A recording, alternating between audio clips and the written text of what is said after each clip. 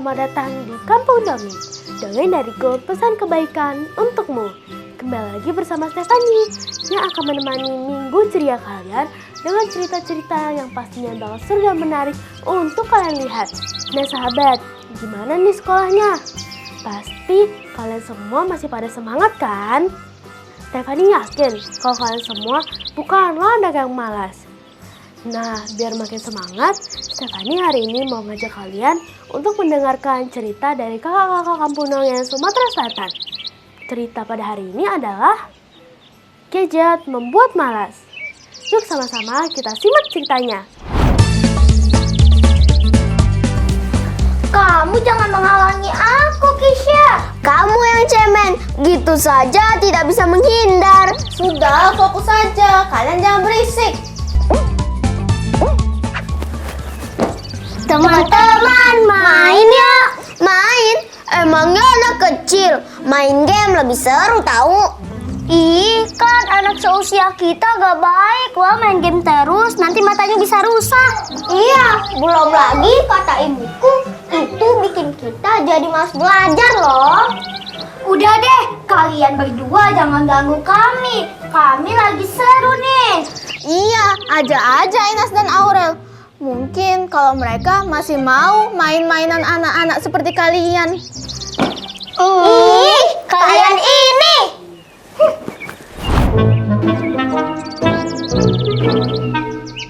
Wah, Mut, kenapa kamu sedih? Ada masalah apa? Jangan bilang kalau kamu mau minjem 100 kan? Ih, Inas, aku lagi beneran sedih. Yoza, Kisha, dan Jinan gak mau main sama kami. Mereka lebih milih HP dan mabar. Iya, padahal aku sudah kasih tahu mereka kalau kita kebanyakan main HP, itu bikin kita jadi malas ngapa-ngapain dan mata kita jadi rusak. Mereka malah ngusir kami. Ya sudahlah, mungkin mereka tidak tahu dampaknya apa. Main sama kami aja yuk. Oh ya, aku punya buku baru loh. Kalian mau nggak baca bareng? Kita baca di taman aja ya. Iya, aku mau. Yuk. Oke deh. Nah sahabat, penasaran gak dengan kelanjutan ceritanya? Jangan kemana-mana ya sahabat, karena kami bakal balik lagi setelah iklan yang satu ini.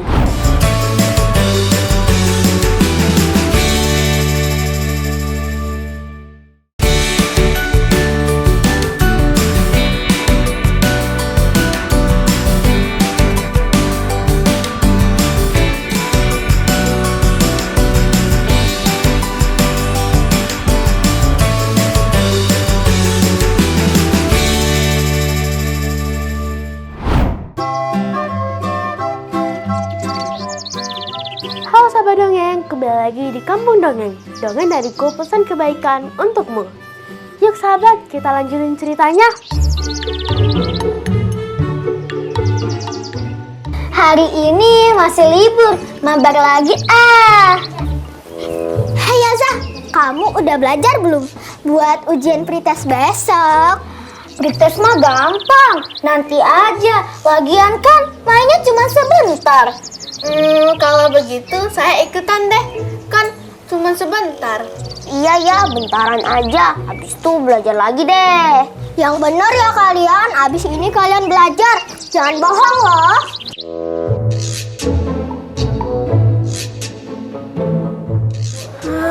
Udah mau maghrib ini. Jinan pulang dulu ya. Iya, Kisha juga mau pulang nih. Udah gelap. Iya deh teman-teman. Sampai jumpa besok di tempat les ya. Bye-bye.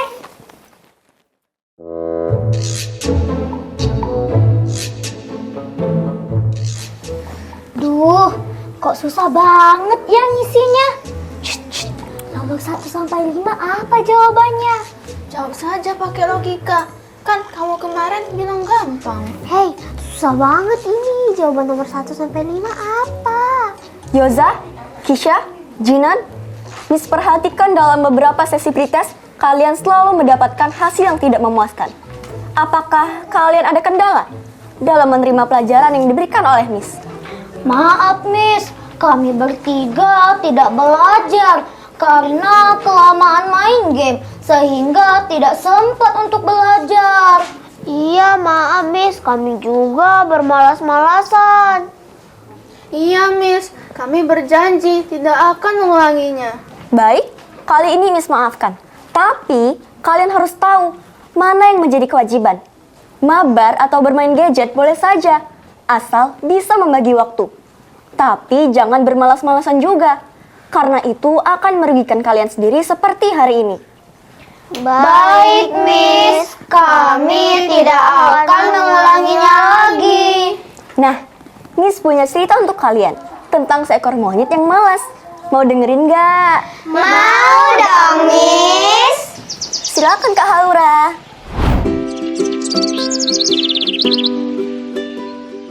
Terima kasih Kak Zena. Halo teman-teman semua. Perkenalkan, saya Haura Zakia Zariatul Arzal. Judul cerita Haura kali ini adalah Monyet yang Malas. Suatu hari, ketika monyet masih tidur, ia mendengar suara ribut dari pepohonan sekitarnya. Aduh, dia lagi, berisik. Omelnya saat melihat si tupai yang sedang merontokkan kenari dari pohonnya. Tupai lalu mondar-mandir mengambil kenari-kenari itu pulang ke sarangnya di sebuah pohon yang besar. Kau ini mengganggu tidurku saja. Pagi-pagi sudah berisik. Tupai lalu berkata kepada monyet, kita harus rajin. Jika tidak, kita bisa kelaparan, kata Tupai. Monyet yang kesal pun turun dari pohonnya. Kelaparan? Siapa bilang? Lihatlah diriku, tak perlu susah payah mencari makanan, kata monyet sambil memunguti sebuah buah mangga dari tanah. Dasar akal saja. Tupai yang kesal pergi ke rumahnya. Keesokan harinya, lagi-lagi Tupai mengganggu tidurnya monyet.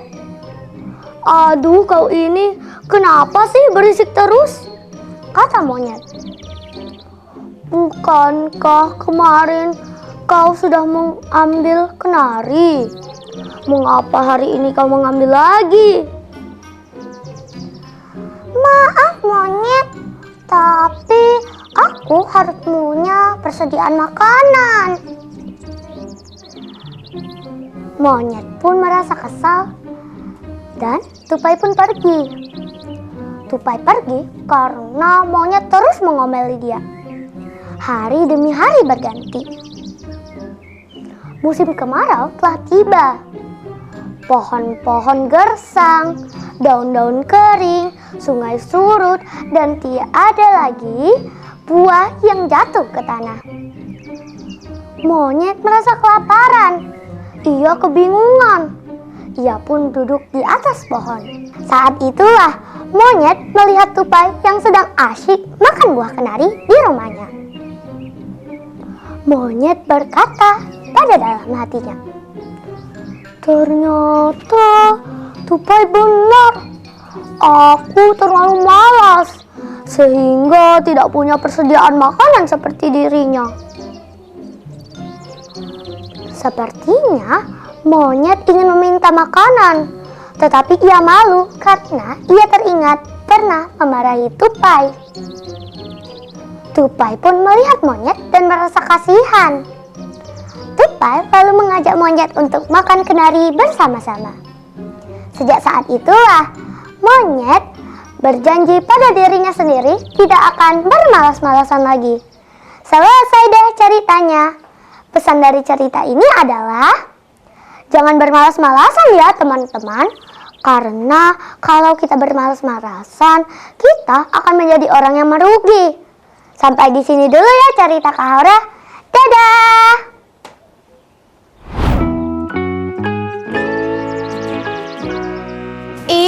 Aku pengen loh jadi si tupai, rajin dan punya banyak persediaan makanan.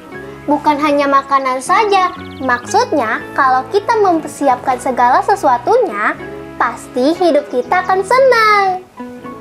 Nah, sebagai gantinya gadget, kita bisa melakukan hal-hal yang positif loh. Bagaimana kalau kalian mengurangi mabar atau main HP-nya? Setuju tidak? Setuju! Nah, begitu dong.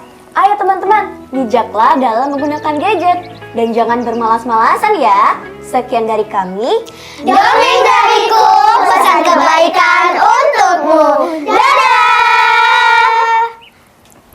Bagaimana nih ceritanya sahabat? Menurut kalian, gadget itu penting atau tidak?